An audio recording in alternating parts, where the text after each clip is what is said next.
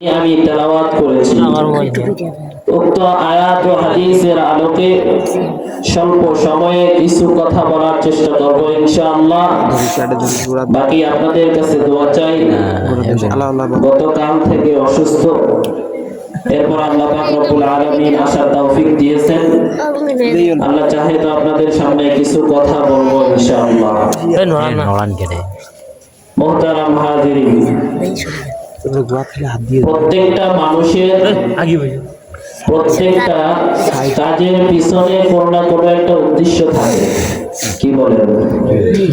উদ্দেশ্য ছাড়া কেউ কোনো কাজ করে না, হয়তো বা সেটা খারাপ হোক কিংবা ভালো হোক। খারাপ কাজে হয়তো তার খারাপ উদ্দেশ্য থাকে, ভালো কাজে তার হয়তো বা ভালো উদ্দেশ্য থাকে। পার্থক্য এতটুকুই, কিন্তু উদ্দেশ্য ছাড়া কেউ কোনো কাজ করে না। প্রিয় ভাইরা আমার, আল্লাহ পাক রব্বুল আলামিন আমাদেরকে যে পৃথিবীতে পাঠালেন, আল্লাহ পাক কি এমনি এমনিতে আমাদেরকে পাঠালেন? না, নিশ্চয়ই আল্লাহ তাআলা যে কোনো একটা উদ্দেশ্য নিয়ে আমাদেরকে দুনিয়াতে পাঠিয়েছেন। কিন্তু দুর্ভাগ্য হলো, যে উদ্দেশ্যে মহান রব্বুল আলামিন আমাদেরকে দুনিয়াতে পাঠিয়েছেন, সেই উদ্দেশ্য থেকে আমরা সকলেই বিমুখ হয়ে আছি। কি বলেন? যে উদ্দেশ্যে মহান আল্লাহ পাক রব্বুল আলামিন দয়া করে মায়া করে পৃথিবীতে পাঠাইলেন, সেই উদ্দেশ্য থেকে আমরা প্রায় সকলেই বিমুখ হয়ে আছি। উদ্দেশ্য কি? আল্লাহ রাব্বুল আলামিন বলেন, আমি জিন জাতি এবং মানুষ জাতি সৃষ্টি করেছি একমাত্র আমার ইবাদতের জন্য, আমার গোলামি করার জন্য। কিন্তু আমরা আল্লাহর গোলামি বাদ দিয়ে নিজের নফসের গোলাম হয়ে গেছি। ঠিক কিনা? প্রিয় ভাইরা আমার, আল্লাহ তাআলা যে সমস্ত কাজের মাধ্যমে, যে সমস্ত কথার মাধ্যমে আল্লাহ তাআলার গোলামি হয়, তার মধ্যে অন্যতম হলো নামাজ। নামাজকে বলা হয় as-salatu ummul ibadat। এই পৃথিবীতে যতগুলো ইবাদত আছে, সব থেকে গুরুত্বপূর্ণ এবং সবগুলো ইবাদতের মূল হলো নামাজ। যার জীবনে নামাজ ঠিক হয়ে যাবে, তার জিন্দেগিতে বাকি সব আমল ঠিক হয়ে যাবে। আর যার জীবনে নামাজ ঠিক হবে না, তার অন্যান্য ইবাদতও ঠিক হবে না। কারণ নামাজ হলো ইবাদত সমূহের মধ্যে এক নম্বরে, কয় নম্বরে? সব থেকে গুরুত্বপূর্ণ এবং মর্যাদাপূর্ণ মূল হলো নামাজ। যার নামাজ ঠিক হয়ে যাবে, তার বাকি সমস্ত আমলগুলো অটোমেটিক ভাবে ঠিক হয়ে যাবে।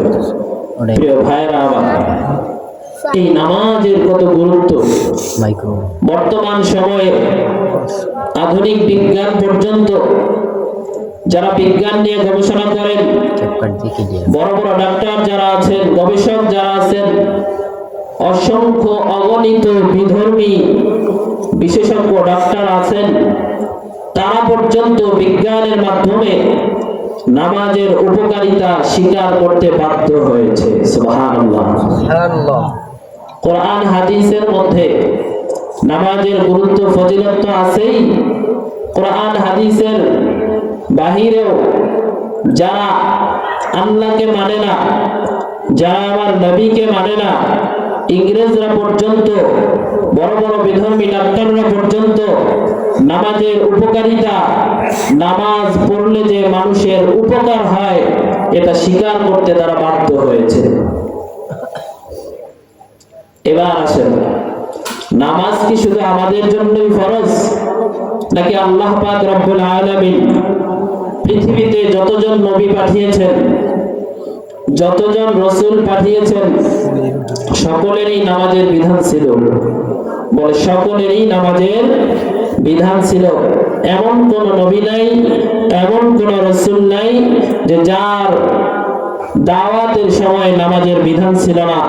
এদিক সেদিক একটু কম বেশি হতে পারে, কিন্তু সমস্ত নবী এবং রাসূলদের জামানায় দাওয়াতের নামাজের বিধান ছিল।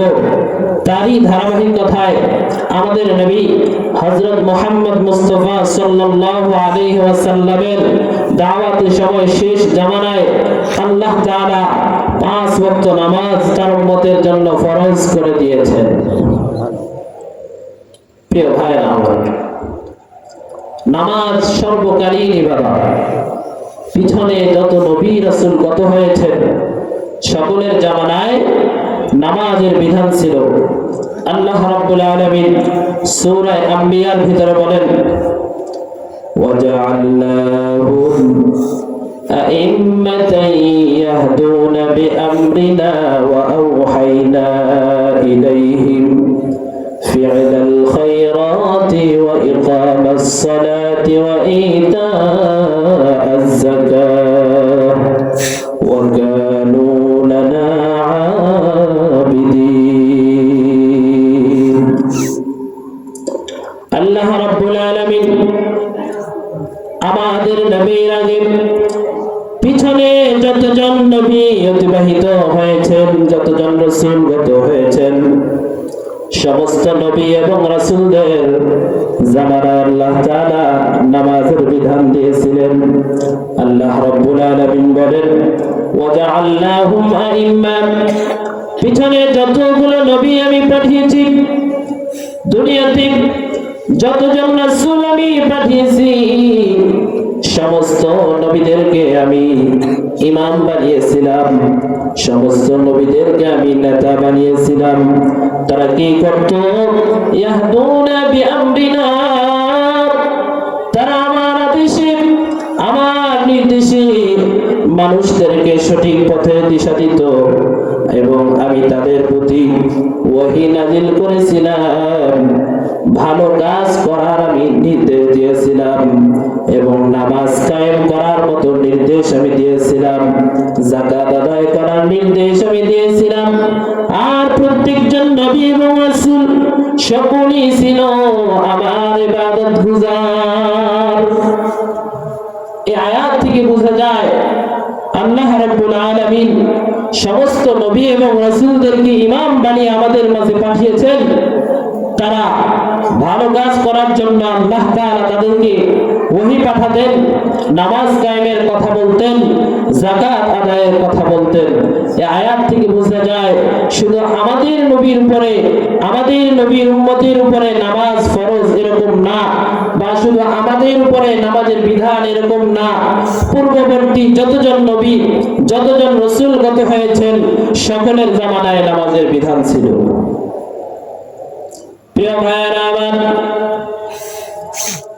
শুধু আমাদের নবীর উপর নামাজের বিধান এমনটা নয়,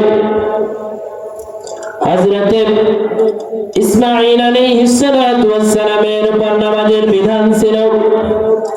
আল্লাহ রাব্বুল আলামিন কুরআনুল কারীমের সূরা মারইয়ামের ভিতরে বলেন, ওয়াযকুর ফিল কিতাবি ইসমাঈল ইন্নাহু কানা সাদিকাল ওয়া'দি ওয়া কানা রাসূলান নাবিয়্যা। প্রিয় ভাইরা আমার, আল্লাহ তাআলা তার প্রিয় হাবিবকে বলতেছেন, কিতাবের মধ্যে ইসমাঈল আলাইহিস সালাতু ওয়াস সালামের কথা আপনি স্মরণ করুন। কে সেই ইসমাঈল? হযরত ইসমাঈল আলাইহিস সালাতু ওয়াস সালাম কানা সাদিকাল ওয়াদি। হযরত ইসমাঈল আলাইহিস সালাতু ওয়াস সালাম ওয়াদা পূরণের সত্যবাদী ছিলেন।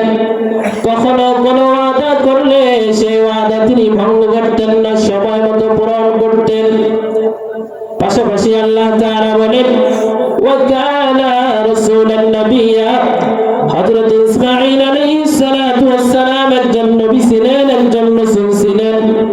এরপরে আল্লাহ তাআলা বলেন, ওয়া কানা ইয়া'মুরু আহলাহু বিস-সালাহ